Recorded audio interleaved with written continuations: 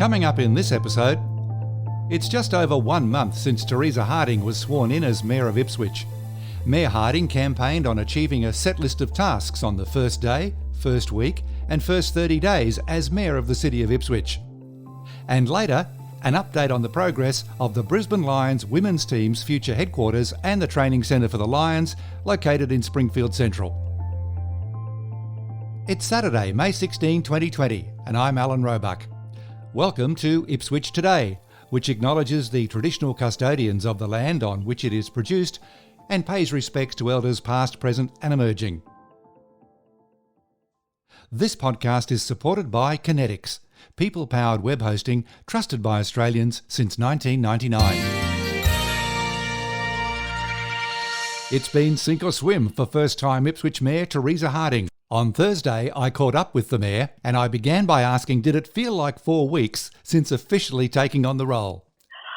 Yeah, I guess today, when we're recording on the 14th of May, it's 1 month since we were all sworn in. So it's been a wonderful month to get involved, and yeah, the time's gone quickly. Let's go to the main issue, your high-profile opening volley at the post-election council meeting, and that was the mayoral motion to establish the new Transparency and Integrity Hub website. How is that progressing? Look, I'm really pleased that was approved. I think only one councillor abstained from that. But the Transparency and Integrity Hub was passed as a motion on the first council meeting, and by the next, within 7 days, it was up on our tenders website, and it's an open tender, open to anyone in Australia and the world who'd like to respond to it. So we've had I think there's a lot of interest. I've had a lot of interest worldwide and sort of certainly in the local government area as to what this will be, because when it's up and running, we'll be the first council in Australia to actually have this amount of transparency in how decisions are made and how money is being spent. I've counted the number of days between the close of tenders on May 25 and your wish list of having it on the 1st of July. Timing is going to be impossibly tight. Has anybody given you feedback, or have you thought about a revised launch date? How's that going to pan out? Obviously, I had discussions with council beforehand, but that is our deadline. And because of the financial year, I think it's a good date as well. So I'm very happy with the 1st of July at this stage. Looking at your wish list for the first day and first week, is there anything you didn't get done? The first day we did. I don't think we're going to go through all of it. And the first week we certainly ticked those off in the time frames as part of the 100-day action plan. The CCC Whistleblower Scheme that you flagged, how is that going to work within council? Yes, I wrote to the Crime and Corruption Commission in the first week to discuss this with them, and also to the Integrity Commission as well. Regarding the Whistleblower Scheme, the council has a public interest disclosure policy, and that procedure is in line with the Public Interest Disclosure Act of 2010. And that PID coordinator and deputy PID coordinator have been appointed in accordance with the legislation. We also have the Fair Call program that's run independently and externally, and we also have a new complaints management framework and system that is still maturing. So I certainly have made the offer to the CCC, but in the meantime, we have these other procedures in place to make sure that what happened here in Ipswich never ever happens again. You certainly gave yourself a big list in the first 30 days. There's a couple of items there that actually appeal to my personal interests, and that's the establishment of an art summit. How is that progressing? Gosh, COVID's really impacted there, but I've given the green light internally to council to have our inaugural, I'm going to call it, I've renamed it a creative summit. Being on the campaign trail, I had a lot of people come to us saying that they would like to change it to be a creative summit, not just an art summit. So it was people who were creative, not just artists, but it could be the wood turners as well as choir or theatre or music theatre, also wanted to participate in that. So I'm working with what I would like to do is, first of all, is set up a sector advisory panel, and we'll do an expression of interest very soon to get the right people around the table so we can start that creative summit. Well, that makes enormous sense. Thank you. Well, it's my expectation, before the previous council was dismissed, they did actually have an arts and cultural strategy in place, but it was never funded and never implemented. So one of the things that we'll be discussing is that still relevant? Will there need to be changes? We also would like to discuss, I guess, a calendar or schedule for the year. We want to make sure that we don't have, the arts awards on the same night as a music theatre night and things like that, as well as looking how do we do that funding over 12 over a 12-month and 3-year period to give these groups some type of funding certainty. Well, from the arts to major infrastructure, the Springfield Central to Ipswich rail line and the Norman Street Bridge are back front and centre again. Well, I think the fact that I would say the single biggest infrastructure that we really need to get federal and state funding for is the Ipswich to Springfield public transport corridor. We need to connect our city, and it's not just we need to move around, but it also having that railway line, that public transport corridor, means it will set up businesses there. We don't want to have the situation where the suburbs in those areas become dormitory suburbs and people have to drive elsewhere for work. We want people to be able to work where they live. And so it's going to be really important to have that train line there. The population projections certainly more than cover off that we do need it. It's now a matter of working with our state and federal counterparts to get that funding. And the next step for that train, for that railway line or the public transport corridor is to get money for the business case. So we need to have the first business case has been done. Now we're going to do 2 more detailed business cases need to be done. And in the meantime, there is a need for buses to be there. So beginning of the year, the state government put on some additional buses around Spring Mountain and other areas, and that's been tremendously successful. So we'd certainly like to see that expanded. There's a lot happening this week. Put COVID aside, China imports affecting JBS at Dinmore. Now, I believe you were involved with some discussions. Is there good news for workers at Dinmore? Look, obviously, JBS at Dinmore are the largest private employer in Ipswich. Not only that, but they're an essential service. So they've been given an exemption by the government to provide, the meat to feed Australians and other nations as well. So their work's really important.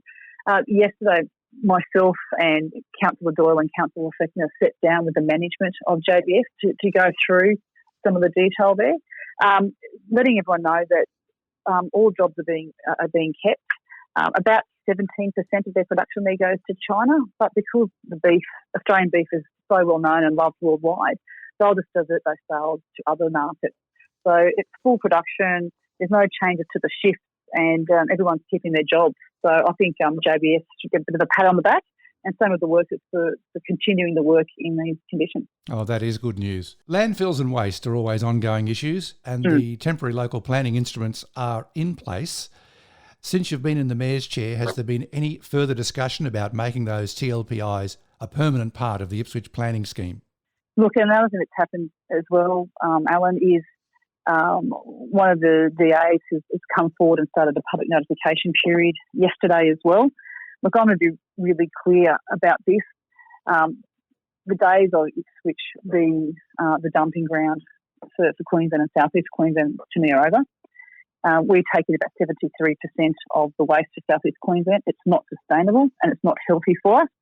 And, we obviously need to look at, when I say we, all of South East Queensland, need to look at other ways of dealing with waste. Cutting back the waste still leaves a lot of mining voids filled with water, which are often quite dangerous, especially for young people who want to get tempted and go swimming in the summer. What can you see as the future path to remediate these mining voids?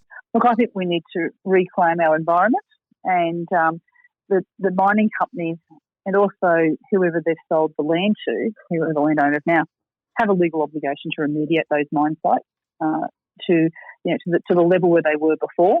So I can tell you now the appetite in this council is to make sure that happens. And finally today, are there any other unforeseen jobs that have come your way in the last 4 weeks? Yes, I suppose so, Alan.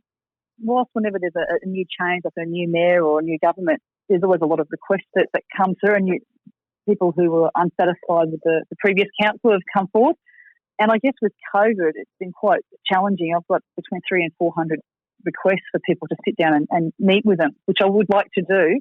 But because I can't go to community meetings, or there are none, and there's not like the Chambers of Commerce meetings and other community activities, it's really curtailed my ability to sit down with people. And I really want to sit down and listen to some of the feedback from people in Ipswich, but also attract investment and businesses here to Ipswich as well. So it's one of those unforeseen things. I didn't realise of how do we deal with so many of those requests. And coming at the same time as COVID, yes, it didn't even occur to me that you would have a queue of people wishing to see you who may well have met you at other events or other occasions, and that would have satisfied their needs, but they're on the phone making appointments. Yes, and I'm getting through them, but obviously there's a long list of them. And look, a lot of them there's certainly a proportion of them who were unhappy with the decision that the previous council made.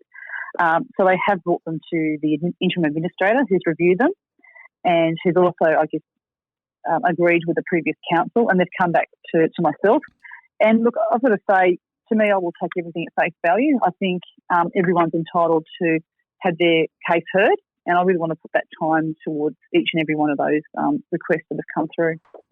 Mayor Teresa Harding, thank you again so much for your time. That's 1 month down, only 3 years and 11 months to the next election.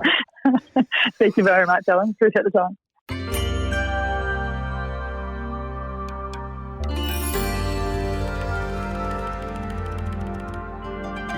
This week, a major industry briefing took place on the progress and future opportunities of the long-awaited Brisbane Lions women's team headquarters and training centre for the men's team, now known as the Reserve Community Arena at Springfield Central. The webinar was hosted by Ipswich City Council and attended by representatives of the Ipswich and Greater Springfield Chambers of Commerce, Springfield City Group, formerly Springfield Land Corporation, Ipswich tourism operators and representatives from the Brisbane Lions. Early works on the site have commenced, and Head of Brisbane Lions Infrastructure, Strategy and Government Relations, Jake Anson, detailed the economic benefits of the new home for AFL in Ipswich. The development phase of the project will create the better part of 250 jobs in the local community. We're intending to have a number of apprentices from the local community involved in the project as well, because we've got a strong belief in youth engagement through this project.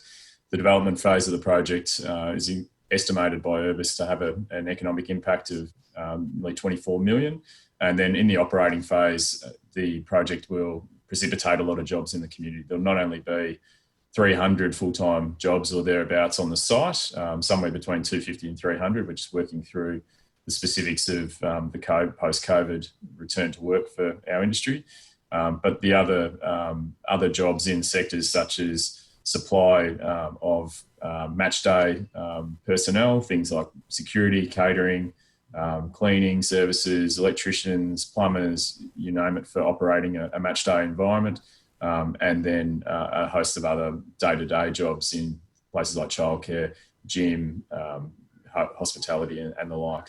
Brisbane Lions as a business, we currently turn over $60 million a year. It makes us the biggest sporting club in Queensland, about 20-25% larger than the Brisbane Broncos, and in the top 5 or 6 in the country for turnover of sporting clubs. And that would be Broncos are by far the largest in the NRL, so that puts us at quite a large scale. And the average salary I just put down there of our men's players is now in the $390,000 a year space. So there's a mixture of jobs in this project that are at the top end of the pay scale and the average pay scale, and there's a number of entry-level roles as well. Jake Anson went on to detail the immediate benefits for Ipswich after the stadium opens. From a social benefits perspective, over 250 full-time staff on site, 200,000 site visits annually in the first few years of operation, and we hope that grows over time as the league continues to mature. The Lions will be relocating our principal training for both men and women out to the site, and all of our club administration. That includes high performance and medical staff. That includes our wellness and coaching teams. It includes all of our marketing, consumer and commercial business units, functions. So quite a large number of staff. In total, about 150 full-time roles related to the Lions will move out there. AFL women's match attendances, at the moment, we're getting 5,000 capacity at our existing community venues that we're playing at, and that's fortnightly matches at the moment through February through April. And we think that we've done a bit of surveys, and some of these numbers need a bit more research, but roughly 80% of regional inbound and then another 20% out of region driving in or flying in from interstate. And probably the other major component that's, I think, attractive for the region is the Lions give a press conference every second day that's nationally carried across the country, these training bases are the principal sites for a lot of our press work. So it'll bring a lot of national media attention to the region. Looking ahead, Mr. Anson detailed the key construction milestones. We've just completed the preparatory earthworks 2 weeks ago. We intend to engage our head contractor in the coming couple of weeks. We've just been working through some COVID-19 related planning in that space, and that's delayed us by about a month. But building works are on track to commence as intended in winter. Hopefully that's in June, and the oval works we anticipate being complete around February 21, and building works on track to be complete in September 21, which is our original timeframe. Lines will move in once the AFL season's completed at the end of 21. Procuring at the moment through the head contractor, all of the building trades and subcontractors, but the club will procure its furniture and fit out, its ICT and audio visual and operating phase and match day supplies ourselves and services. So we will do that pretty much from the time that we've engaged our head contractor. It gives us a good 18 months to have those discussions. So we're always welcoming opportunities to talk with local businesses about what this site will look like once we're operational. You've been listening to Jake Anson from Brisbane Lions, with highlights from an industry briefing held this week. Here's what else is happening in Ipswich today. Ipswich libraries have reopened with limited services and only 10 customers inside at a time. 21 off-leash dog parks have reopened. Conservation estates are open except where controlled burns are taking place. Playgrounds, outdoor gyms, barbecues and water fountains will be progressively reconnected from today. The southern end of the Brisbane Valley Rail Trail has reopened after a major facelift, linking it to the Brassel Bikeway. And a reminder to keep social distancing in mind at all times. Ipswich Today is supported by Kinetics, people-powered web hosting trusted by Australians since 1999. You can share this podcast from your favourite app or play Ipswich Today from your Google Smart Speaker. Suggestions are welcome. For future interviews and topics, just go to Ipswich Today's Facebook page and leave a message. Music is from Purple Planet Music. This is Alan Roebuck. Thanks for listening.